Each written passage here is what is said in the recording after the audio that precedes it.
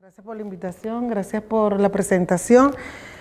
Yo voy a darle rápido y aquí ahí para conversar, ¿no? Entonces, bueno, vamos a empezar, como bien como bien lo decías, Efecto Cocuyo es un medio que lo creamos 4 mujeres en Venezuela y decidimos que se llamara así porque cada vez que hablamos de que era el peor momento de la prensa venezolana, todos hablábamos siempre de que había como esperanza y había momentos de luz y habían linternas en las redacciones y había gente que quería seguir defendiendo el periodismo. Entonces siempre decíamos, sí, somos así como un cocuyo, ¿no? Y entonces el esposo de una de nuestras socias dijo un día, ¿y por qué no le ponemos Efecto Cocuyo? Porque lo que estamos nosotros es tratando de que toda la gente participe, los usuarios participen, los estudiantes participen en la búsqueda de la información. Y por eso se llama Efecto Cocuyo, que no sé cómo se le dice al cocuyo aquí en Costa Rica, así que ofrezco disculpas por eso. Ahora sí. Yo cada vez que voy a hablar de estas cosas, siempre digo, pues quiero contar algunas cosas sobre mí, porque creo que a los periodistas también nos hace falta saber de dónde venimos, ¿no? Y por qué hacemos lo que hacemos. Yo crecí en una barriada como esta, en Caracas, internacionalmente se le dice favela, Villa Miseria, todas estas cositas que se le puede decir a la gente que vive excluida y en zonas populares en muchos de nuestros países. Y cuando yo iba creciendo, pues me ofrecieron varias opciones. Una de esas opciones era ser delincuente y sumarme a la familia de grupos delincuenciales que utilizaban a las personas jóvenes, salir embarazada a los 12 o 13 años, como muchas de mis compañeras de estudio, o después ser Miss, pero la verdad es que no me daba mucho la cosa para ser Miss, ¿no? Esa es una Miss venezolana que también creció en un barrio, pues no tenía nada de eso yo, no me gustaba ni uno ni otro y tampoco tenía la tercera característica. Entonces, yo lo que hice fue, ahora sí, lo que yo hice fue estudiar, porque mi mamá, que era una mujer que prácticamente no sabía leer ni escribir, ella decía que la gente salía adelante estudiando. Mi mamá además era bedel de la escuela donde yo estudié. Entonces, pues, bueno, sí, logré ir a la Universidad Central de Venezuela. Una de las cosas que siempre valoro es que en muchos de nuestros países hay universidades públicas. Si no hubiese habido universidad pública, no hubiese podido estudiar. Me gradué en una universidad privada después católica y seguí haciendo formaciones nacionales e internacionales. He podido escribir libros, ahora me declaro empresaria de medios de comunicación, ojalá que se cumpla así. Y pues siempre digo que soy mamá y también esposa. Solamente tengo un hijito, bueno, ya es un hombre, pero solamente tengo un hijo. Y soy madrastra de 3 más. Esa soy yo. Y yo hacía mi vida, mi carrera periodística, como cualquier periodista que ama lo que hace, en cualquiera de nuestros países, como seguramente lo hacen ustedes y como lo harán muchos de los jóvenes que están acá. Y en el 2013 yo trabajaba en este diario, era un diario popular al que me llamaron para que lo rediseñara y lo convirtiera en un diario popular de calidad con alcance nacional y pues hicimos un titular que no le gustó al presidente de la República y le pidió a la Fiscalía que metiera preso al autor del titular. Yo no hice el titular, pero yo era la directora y la responsable de la primera página. Entonces, yo le pedí a las personas de la redacción que no se preocuparan, que bueno, que yo iba a dar la cara, porque para dónde me iba a ir, ¿no? Inmediatamente que el presidente Maduro dijo en ese momento que había que meter preso al autor o a los que estaban conspirando, ya ahorita les digo cuál fue el titular, me llegó una citación de la Fiscalía, empezó todo un acoso y pues yo decidí que me iba a presentar a la Fiscalía, porque pues si yo vengo de toda esta historia que les conté inicialmente, en mi casa me enseñaron que para andar guindando es mejor caer. Entonces, digamos que acudí, creo que esa fue la última vez que un periodista citado en Fiscalía tuvo cobertura de prensa. Se me citó por ser partícipe tal vez de una conspiración para acabar con el gobierno de Nicolás Maduro, porque el titular, eso fue en el 2013, decía la gasolina la echan con gotero y reflejaba una situación de escasez que se estaba dando en las estaciones de gasolina en el área metropolitana. En aquel momento el tema de la gasolina era un tema tabú en Venezuela, durante muchos años lo fue, y pues el gobierno se ponía muy nervioso cada vez que se hablaba de la escasez, y lo que nosotros hicimos fue reflejar lo que la gente estaba denunciando, que no podía encontrar gasolina, y eso en un país como Venezuela, imagínense lo que puede significar. No sé, ¿cuál es el producto principal de Costa Rica? ¿Mm? ¿Cómo? ¿El café? Bueno, frijol, café, o sea, lo que ustedes tengan que se les da así como que el ron no, ¿no? ¿Ah? ¿Cómo? No, cacique, al ron también, bueno, es como que si se acabara eso y usted más nunca lo encontrara. Entonces, era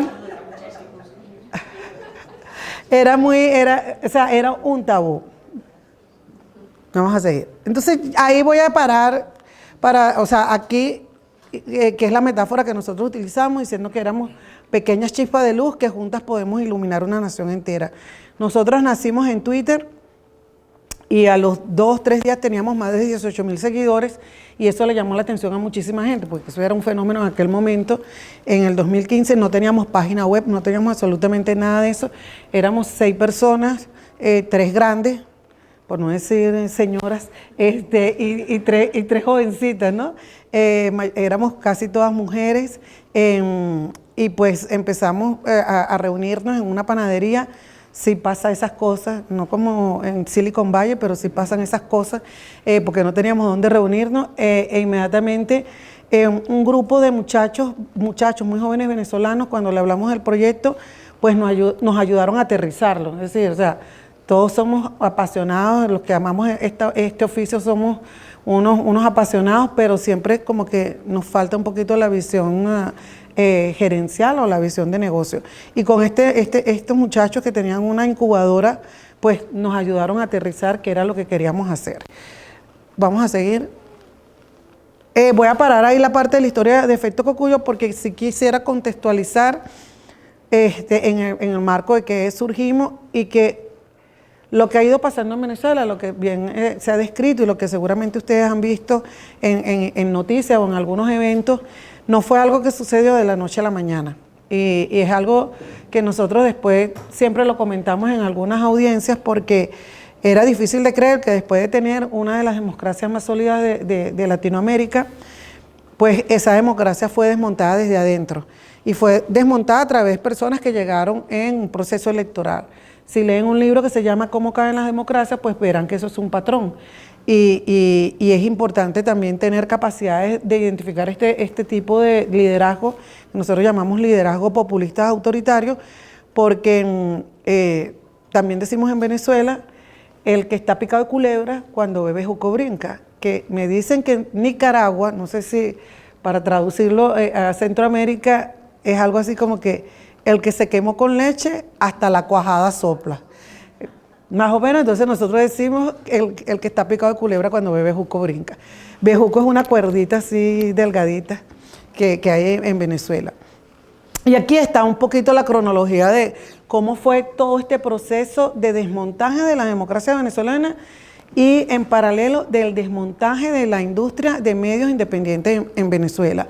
En el 99, también tengo que decirlo, pues después que gana Chávez, en el 98, hubo una luna de miel. Chávez fue apoyado por muchos periodistas y por varios medios que pues sentían que era la persona necesaria para la transformación, para acabar con toda la corrupción, para darle un vuelco a todo lo que estaba ocurriendo en el país. El diario más importante de Venezuela en aquel momento, que era el diario El Nacional, apoyó abiertamente a Hugo Chávez, y apenas fue electo y asumió la presidencia, el director de este diario pasó a ser parte del gobierno, así como la esposa de uno de los accionistas. Esta luna de miel, digamos, duró más o menos un año, ¿no? Como casi todas las lunas de miel, pero bueno. Se rieron por algo, ¿no? Se acaba la luna de miel en el 2000 y empieza todo un proceso de muchísimo cuestionamiento en general de muchos medios. Ya Chávez no tenía los medios que lo apoyaban y los medios que lo criticaban, sino que en general se le empezó a hacer muchísimas críticas por distintas decisiones. Para aquel momento algunos decíamos que, bueno, que había sido electo por la mayoría y que había que dejarlo gobernar, ¿no? Independientemente de que no hubieses votado por él.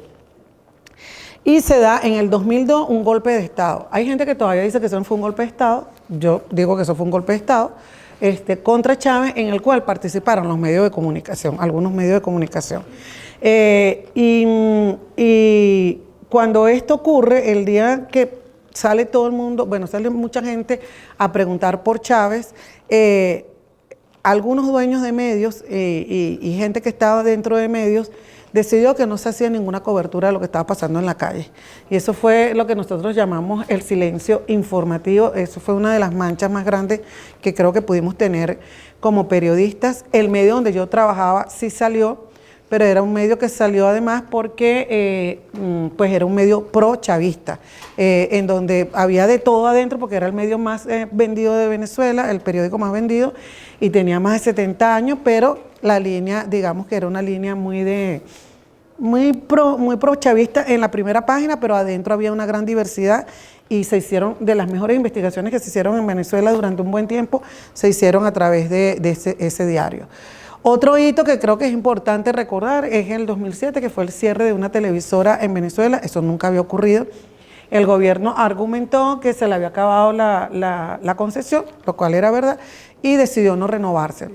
Además, utilizó la señal, además de expropiar equipo y todo esto, utilizó la señal para lanzar una nueva televisora que supuestamente iba a ser una mezcla así de BBC Mundo con alguna gran televisora mundial de servicio público.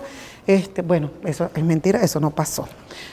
Sigue funcionando esa televisora, pero no es nada de esto, ¿no?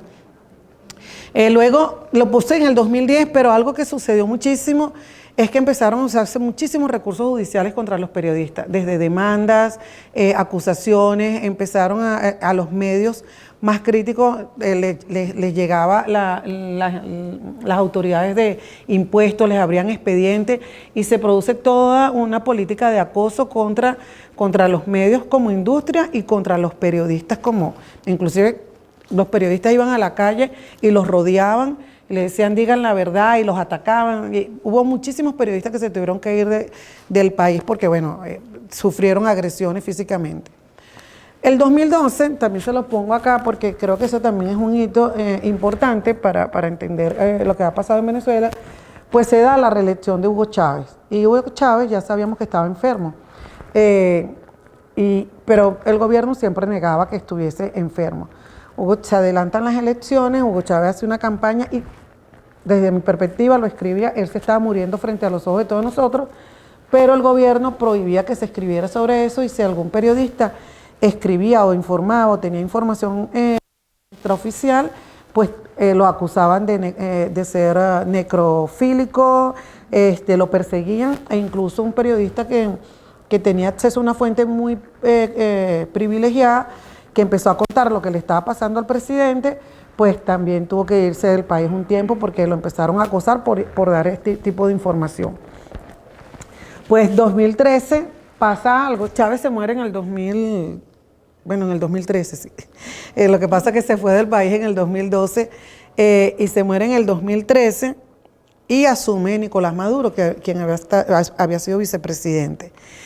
Y yo creo que ahí se marca también otro hito, que es que Chávez evitaba la compra de medios, porque él decía, aunque se lo recomendaban, como estrategia, como ha pasado en otros países, él decía que él necesitaba tener con quién confrontarse, con quién pelear, ¿no? Y que los medios le servían para eso. Entonces los medios que en algún momento tenían muy buena reputación en Venezuela, cuando Chávez empezó a atacarlo, empezaron a bajar en credibilidad. Y entonces Chávez eso le parecía que era lo mejor para que la gente dejara de creer en los medios y creyera solamente en él. Pero al morir Chávez, en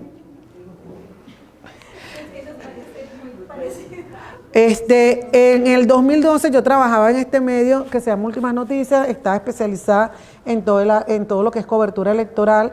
Yo me especialicé en periodismo político y me ofrecen dirigir este pequeño medio al cual yo decidí aceptar el reto porque iba a ser la primera mujer en dirigir un periódico en Venezuela, que ya aquí tenemos una mujer que dirigió un periódico acá, y seguramente hay otras mujeres acá en posiciones de alta responsabilidad. y yo no sabía que quería ser directora. Pero mi jefe directo, que era el director del periódico, cuando yo le dije, me están llamando y me están ofreciendo esto, y él era un profesor de la vieja escuela, y me dice, no, pero es que eso es muy importante. Y yo le decía, ¿en serio? Sí, imagínate, dirigir un medio. Entonces, pues yo dije, bueno, como que sí, como que quiero ser directora, ¿no? No sabía lo que me iba a tocar, pero dije, bueno, déjame probar a ver cómo hago esto.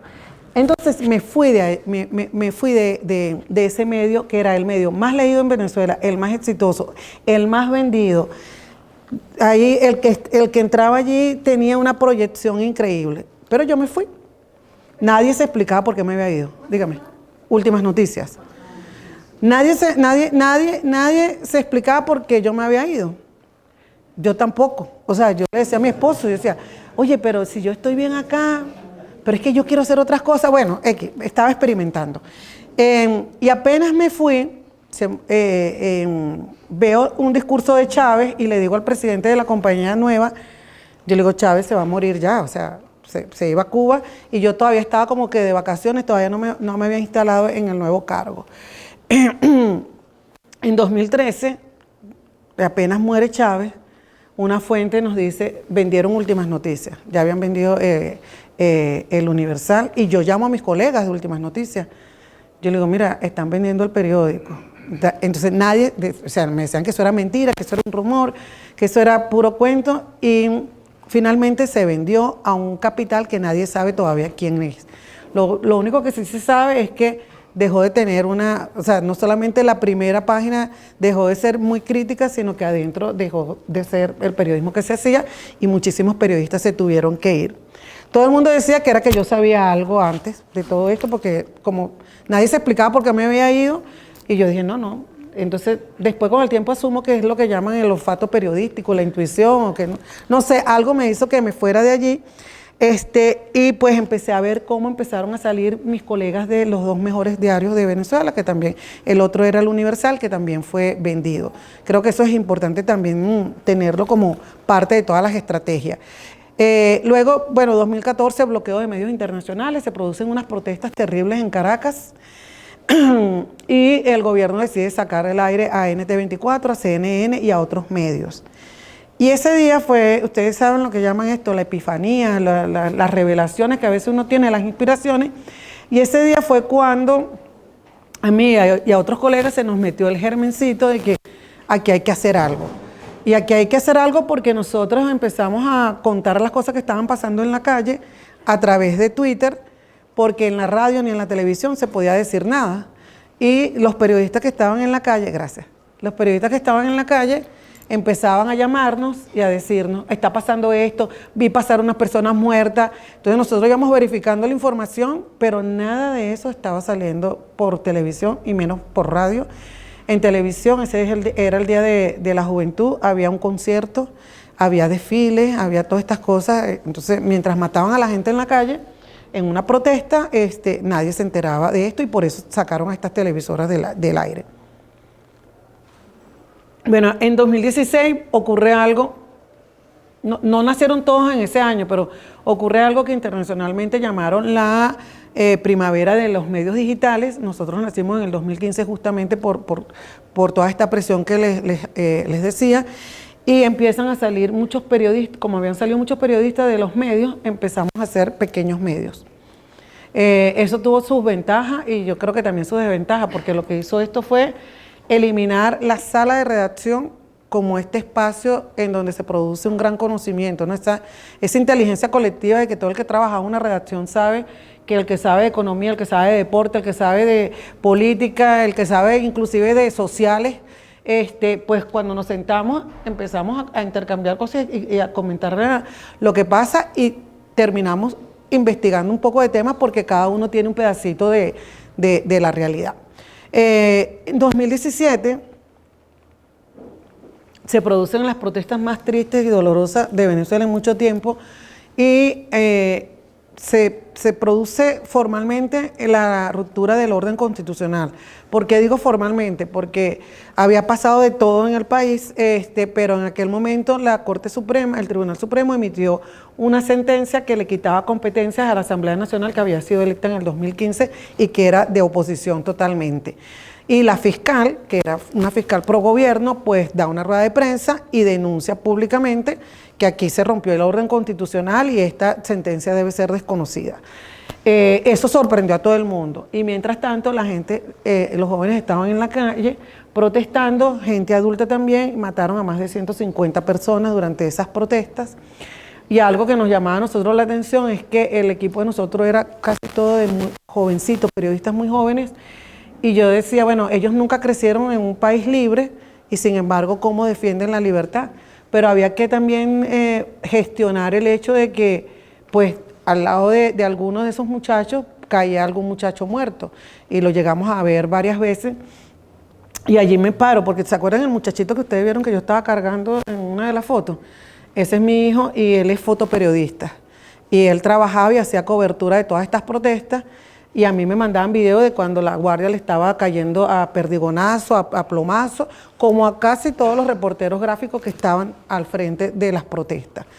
Pues después de eso terminaron apagando todas esas protestas con una elección de una asamblea constituyente y en el 2018 se da algo que también lo pongo ahí como hito, que es que un grupo de periodistas que había hecho una investigación muy fuerte, pues tiene que salir del país porque los demandan, ya las demandas eran tradicionales en Venezuela, son tradicionales, los demandan pero les dictan prohibición de salida del país. Entonces ellos al saber que les iba a pasar eso es decir, se quedaron y los pueden meter presos. O sea, una demanda en Venezuela la pierde, cualquier periodista la pierde, y se fueron. Yo creo que eso fue una de las señales más fuertes de lo que nosotros decíamos, porque ellos son muy amigos míos, decíamos, bueno, si se van ellos que hacen investigación, hay que ir preparando la maleta, ¿no? Aunque no quisiéramos. En el 2019 se da un gran apagón en Venezuela, no sé si a lo mejor todavía alguien lo recordará.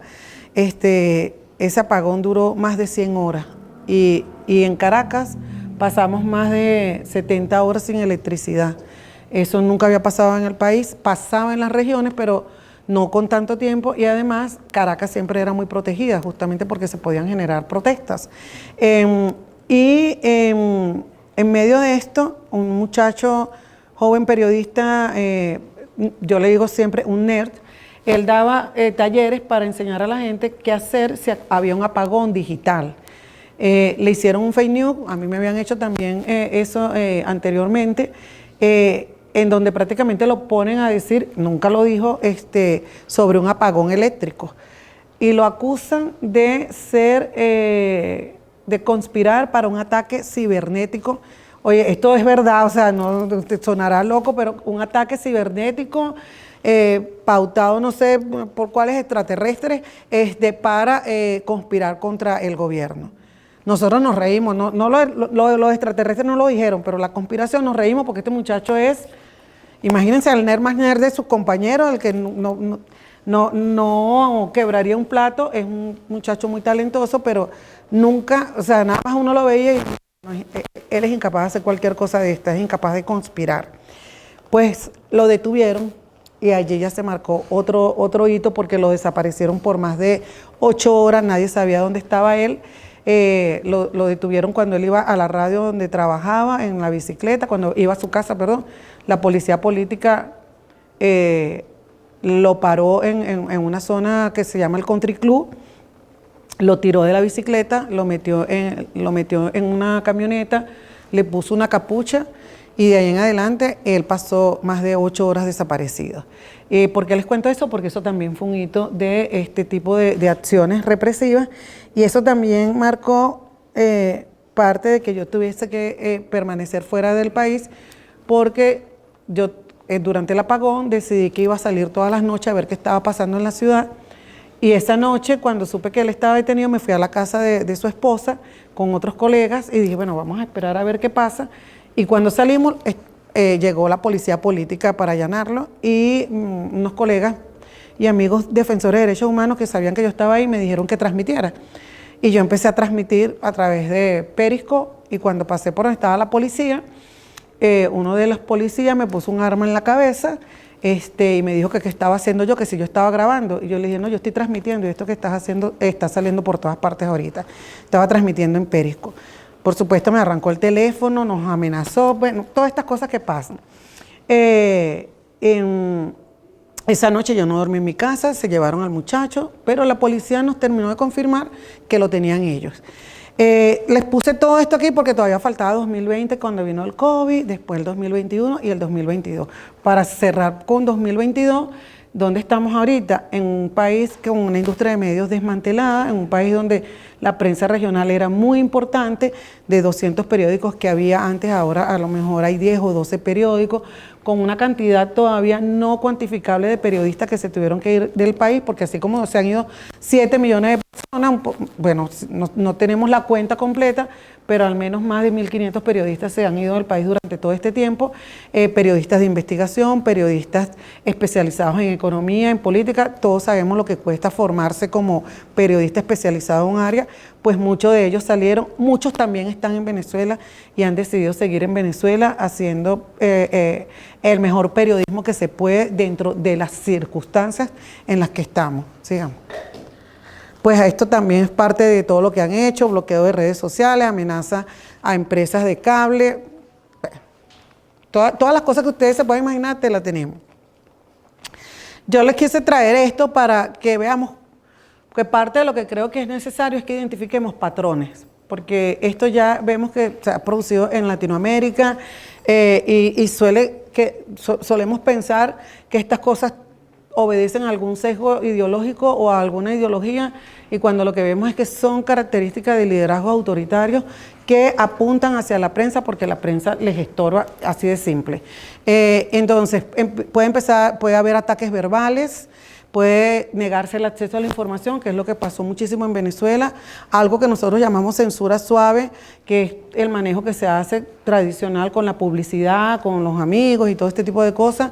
La judicialización, que tiene que ver cuando los periodistas son denunciados, acusados, o cuando los medios son también acosados en todo lo que tiene que ver con sus industrias y con impuestos. Y algo que pasó en Bolivia y que luego pasó en Venezuela porque estaba conectado la misma estrategia, la compra de medios. Y la compra de medios en Venezuela todavía no se sabe. Los dos garantes periódicos, todavía nadie sabe quiénes son los dueños de esos periódicos. También hay asfixia económica de medios que llevan a que los vendan, hay uso de leyes contra medios y periodistas, el impuesto, cárcel, casos judiciales, el Estado maneja las cuotas de publicidad, las fuentes oficiales dejan de atender requerimientos de periodistas, los que consideran críticos, y yo digo así como que la frase de que aquí no se pregunta. Sigamos. Y pues después que se hace todo esto, se produce un fenómeno que yo creo que es uno de los más dolorosos, que es la autocensura. Después que se hace todo esto, ya no necesitas tener ningún censor, no necesitas que nadie vaya a la redacción o que llame y vean la primera página que ha pasado, porque se generan unos mecanismos de autocensura, porque quien quiere verse expuesto, quien quiere que su familia también se vea expuesta o quien quiere salir del país, y además pues también los dueños de medios en intento de sobrevivir pues empiezan a hacer convenimientos con el poder. Tenemos una industria desmantelada, hay silencio informativo. Si usted va a Venezuela y está pasando algo, en Venezuela, en la radio, en la televisión, no se va a enterar absolutamente de nada de lo que esté pasando. Se va a enterar del horóscopo, de si es Piscis, Acuario, quién es aquí Piscis, Acuario, todo esto. Se va a enterar de los eclipses, de cómo afectan los eclipses, todo esto. Se va a saber cuáles son las runas, todo lo que quiera saber de pseudociencia lo va a poder saber, porque los programas en la mañana están dedicados a eso. Hoy me preguntaba una periodista, y las telenovelas, si la gente se dedicó al entretenimiento, ¿qué pasó con las telenovelas? Y me hizo recordar que los actores y actrices de telenovelas y los escritores fueron de los primeros que se tuvieron que ir del país. Porque una telenovela, las telenovelas venezolanas, aparte del entretenimiento, ¿saben? El célebre, la damisela y el muchacho y todo esto, y el tercero o la tercera en discordia, pues son productos donde hay mucha crítica social. Entonces llamaban a los escritores o llamaban a los canales para que no pusiesen a la protagonista parada haciendo cola. O sea, nada de eso podía salir en una telenovela. No tenemos industria de telenovelas tampoco en Venezuela. Sigamos. Pero aquí les traje varios ejemplos porque yo creo que ya es momento que nos preguntemos si hay un patrón, ¿por qué? ¿Qué es lo que está pasando en nuestros países? Y digo nuestros países, aunque está pasando en distintos países. Y creo que es un momento de que empecemos a explorar por qué están pasando todas estas cosas, más que el qué. Y allí es donde creo que académicos, periodistas y gente que hace medios, pues tenemos que conversar, discutir e investigar.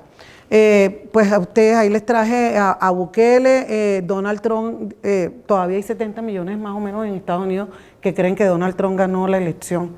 Imagínense lo que eso significa para un país, el bombardeo al sistema electoral.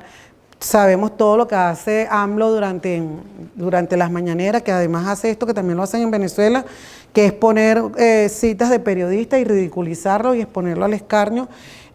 Y ahora está pasando algo, esto es algo que le estoy haciendo seguimiento, que es que nosotros siempre apuntamos a los políticos, pero lo que está haciendo Musk en Twitter es prácticamente lo mismo. O sea, está utilizando las técnicas y tácticas populistas de conexión directa con usuarios para atacar a los medios. Se la pasa diciendo que en el New York Times hacen fake news y todo esto, y además para romper la intermediación que había, que siempre había, y que bueno, es parte también de los cambios que ha habido,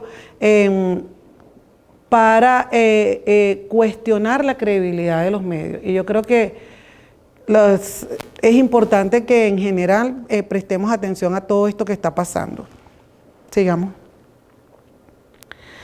El futuro no es lo que era. Yo creo que aquí cosas que tenemos que ver. Uno, la disrupción tecnológica, el hecho de que haya todo este tema de las redes sociales. María Reza siempre cuestiona mucho el papel de Facebook en la divulgación, difusión de noticias falsas, de desinformación. Y eso pues le llega a todo el mundo. Entonces, okay, tú dices, bueno, estamos en la época de los creadores de contenido, de los prosumidores. Eso es increíble, de verdad, ese proceso. Pero también estamos en la época en la que no hay profesionalización en cuanto a qué se filtra y qué no se filtra, y qué sale, y qué es verdad y qué es mentira, ¿no? Que es parte del trabajo que nos tocaba hacer a nosotros los periodistas, de decir, bueno, o sea, uno iba a buscar la verdad o a construir los distintos relatos que van a acercarte a la verdad. Hay una crisis en el modelo de negocio de los medios en general. Eso tarde o temprano alcanza cada medio. Pues no es gratuito que tanto el Washington Post como el New York Times tengan ingresos de parte de grandes millonarios. Pues la cultura en Estados Unidos permite mucho las donaciones, pero eso para mí no es gratuito, ¿no? Hay un cambio generacional. Entonces, no sé, los jóvenes, cómo están leyendo y cómo se están relacionando con los medios, pero además de con los medios, con las organizaciones. Yo recuerdo que en mi época, ¿verdad?, uno llegaba y tenía un trabajo y uno quería estar durante un buen tiempo ahí haciendo carrera, y después había gente que se jubilaba. Yo no fui así nunca, y entonces por eso la gente decía que yo era muy riesgosa. Pero eso funcionaba, pues, porque en un país estable, donde había muchísimo dinero circulando, pues funcionaba que una persona empezara en una industria, en una empresa, e hiciera carrera allí. La impresión que tenemos nosotros es que ya eso no es así. En Venezuela ha pasado muchísimo y tiene que ver con distintas cosas, pero también creo que tiene que ver con un cambio generacional en cuanto a cómo te relacionas con la empresa.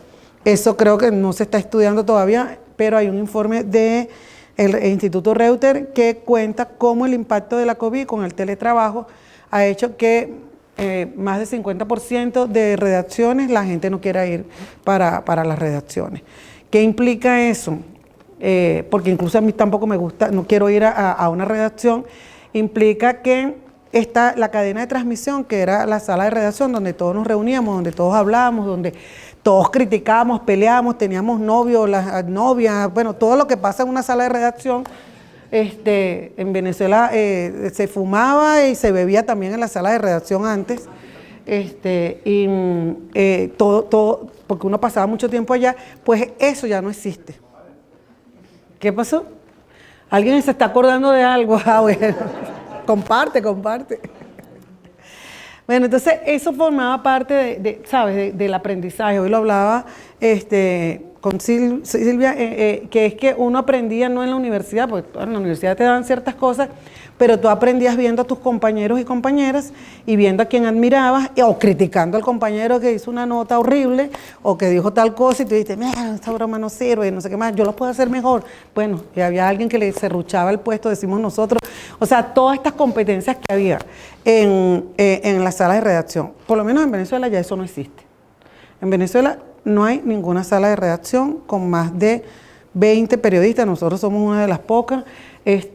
Periódicos que tenían 200, 300 periodistas ya no los tienen, igualmente pasa en radio, en televisión. Digo periodistas que hagan investigación, periodistas que hagan política, economía, eso no existe.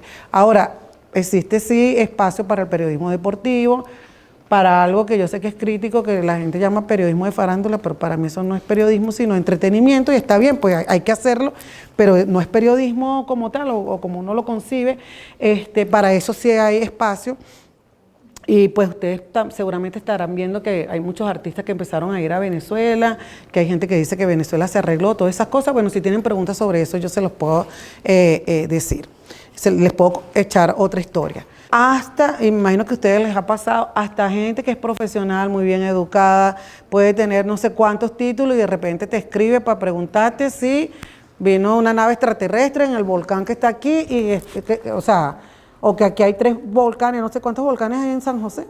Bueno, o que el volcán tal va a estallar el día acá porque la luna se puso así y se alineó con tal planeta y según las profecías mayas va a pasar tal cosa. O sea, la desinformación pulula, y lo más peligroso es que pseudociencia, todo este tipo de cosas, pues es consumida, pero por distintos niveles de personas, no tiene nada que ver incluso muchas veces con la formación de la persona.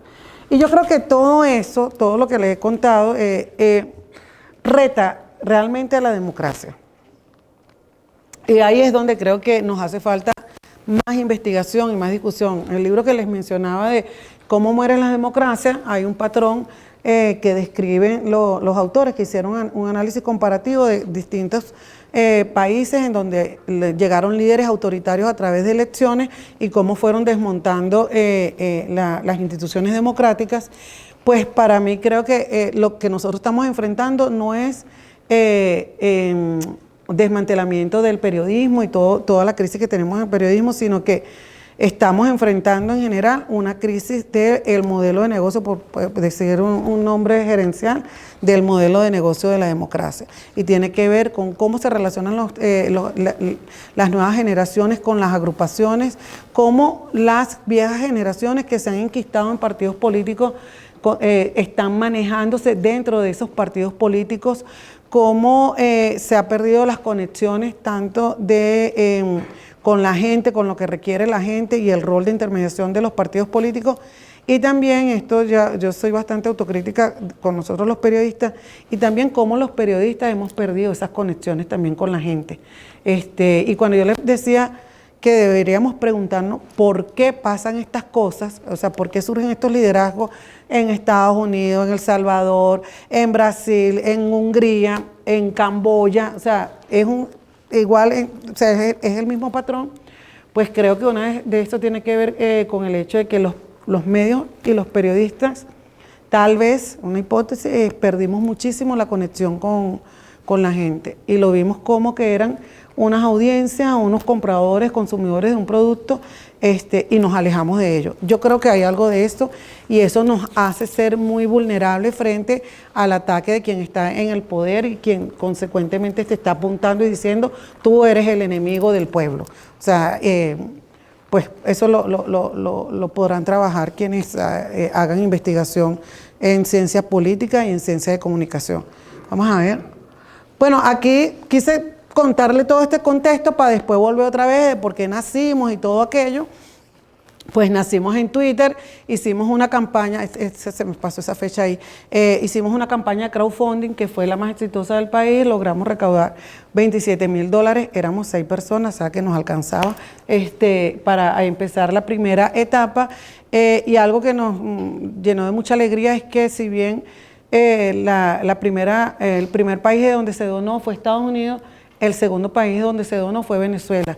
Y Venezuela tenía en aquel momento control de cambio, que me imagino que usted no está muy familiarizado con lo que eso significa, pues que es que el Estado, pues tú no puedes gastar dólares ni tener acceso a dólares.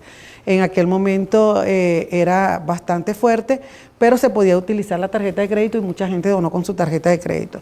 Pues después de hacer, en el primer año fuimos postulados al premio Gabo, después vino esta cobertura de ola de protesta que creo que fue determinante para los jóvenes periodistas. Nosotros desde que nacimos hicimos una escuela para jóvenes periodistas porque decíamos, ¿cómo hacemos para formar a jóvenes que no han vivido en un espacio de un poquito de apertura y de democracia, ¿no? Sobre todo porque a ellos soy muy realista. Cada vez que voy llenando estas fichitas que te dicen rango de edad, yo voy viendo que ya estoy más para acá abajo, ¿no? Para el último. Entonces yo digo, ¿cuánto tiempo nos queda? O sea, hay un cambio generacional. ¿Cuánto me queda a mí haciendo el periodismo o teniendo energía para trabajar en el periodismo? Entonces, un poco también pendiente de eso, hicimos esa escuela que ha tenido más de 300 personas formadas allí, no como el programa. No como el programa de ustedes, pero sí como que con esa filosofía de cómo transmitimos el relevo, ¿no? Sigamos aquí.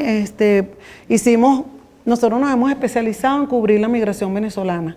Entonces hicimos todo un trabajo que se llamó Venezuela a la fuga, que fue un trabajo transnacional, colaborativo con el diario El Tiempo de Colombia, y que creo que también sirvió para que se viera la magnitud de lo que estaba pasando en Venezuela en el 2018, algo que tradicionalmente el gobierno negaba, siempre lo negó. Desechar paradigmas y marcos de relaciones de utilidad entre los propios medios. Nosotros decimos en Venezuela que toda esta cantidad de medios digitales, pues no nos podemos relacionar de la misma manera como se relacionaba la industria de medios antes, que la competencia, porque es que es un país donde no hay libertad de competencia.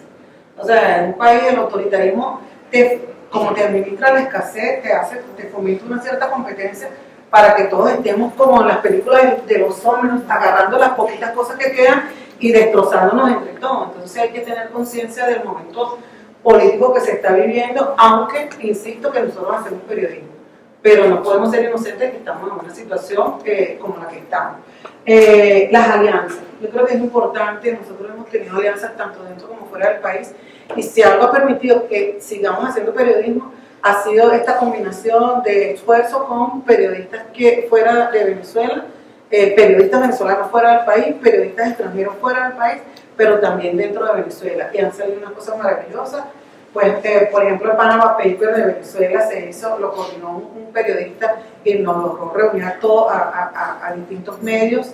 También lo hicimos con otras iniciativas de investigación de corrupción, y lo hemos hecho incluso con investigaciones que hace un medio que corre el riesgo de que persigan a sus periodistas un poco para diluir la responsabilidad, pues todos decidimos publicar en nuestros medios. Eso dentro. Y afuera, pues con estas alianzas que hay de periodismo colaborativo, que creo que también es importante explorar ese tipo de dinámica. La polarización es una trampa, también es una sentencia que digo, porque al estar en un contexto polarizado y al caer como periodista y medio en esos contextos polarizados, no vemos realmente lo que está pasando. Entonces justificamos ciertas cosas porque estamos de un lado, o pasamos mucho tiempo defendiéndonos de los ataques. Entonces creo que políticamente la gente dice que bueno, que sí, que es importante polarizar cuando tienes algún objetivo político, pero periodísticamente creo que nos hace un flaco favor. Y esto de no estamos solos no tiene nada que ver con extraterrestres, ya nombraste 3 veces. No estamos solos es porque, o sea, primero esto es algo que está pasando en distintas partes del mundo.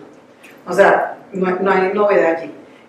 Luego, pues hay muchos periodistas, yo siempre digo que el periodismo salva, que te apoyan. O sea, en mi caso yo tengo que decir que fueron colegas periodistas los que me ayudaron cuando yo tuve que salir del país, los que me dieron casa, porque si no, ¿de dónde iba a salir? Y organizaciones también que me pudieron prestar apoyo tanto a mí como a mi familia.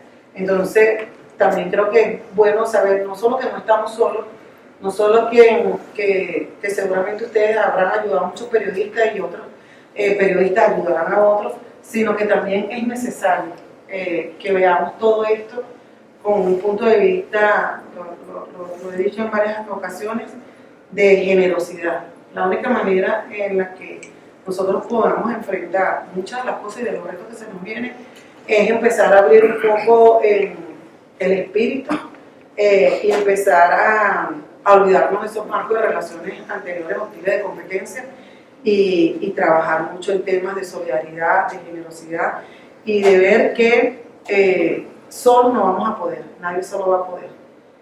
Ni aquí ni en Venezuela han podido, en Estados Unidos tampoco han podido. Sigamos. A ver, ya creo que ya terminé. Entonces, muchas gracias.